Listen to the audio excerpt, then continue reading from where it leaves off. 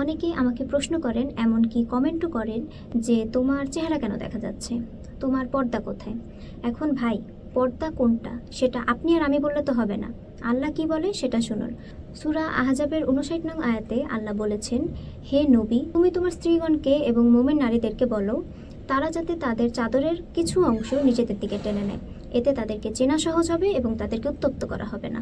এবার যদি চেহারা না ঢাকার কারণে বেপর্দা হয়ে যায়, তাহলে আল্লাহ কোথাও না কোথাও তো বলতেন যে তোমরা তোমাদের চেহারা ঢাকো, কিন্তু আল্লাহ বলেননি। দেখেন, মেয়েদের বক্ষদেশে ওড়না পড়তে হবে, চাদর পরতে হবে, লজ্জাস্থান ঢাকতে হবে, সবকিছুই আল্লাহ বললেন, কিন্তু মুখমণ্ডল ঢাকার কথা আল্লাহ কি একবারও এই জরুরি কথাটা বলতে পারতেন না? অবশ্যই পারতেন, কিন্তু আল্লাহ বলেননি। এমনকি মুখমণ্ডল শব্দটি পর্দার কোনো আয়াতেই আপনি পাবেন না।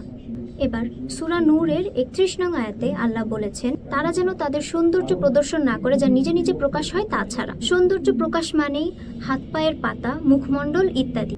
আচ্ছা, আপনারা হয়তো আমার কথা নিবেন না, তাই তো? কিন্তু মাযহাবদের ইমামদের কথা তো নিবেন। হানাফি, শাফিঈ ও মালিকি 3 মাযহাবই বলা হয়েছে মেয়েদের মুখমণ্ডল, হাত পায়ের পাতা ইত্যাদি পর্দার অন্তর্ভুক্ত না। আল্লাহ যে কঠোরতা আরোপ করেননি, আপনারা কেন তা জোর করে আরোপ করতে যাচ্ছেন? আপনি চাইলে হাত মোজা পরেন, পা মোজা পরেন, এমনকি আপনার চেহারাও ঢাকেন, এটা আপনার ব্যক্তিগত সতর্কতার ব্যাপার।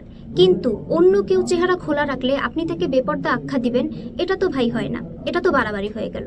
আসেন দিন নিয়ে বাড়াবাড়ি না করি।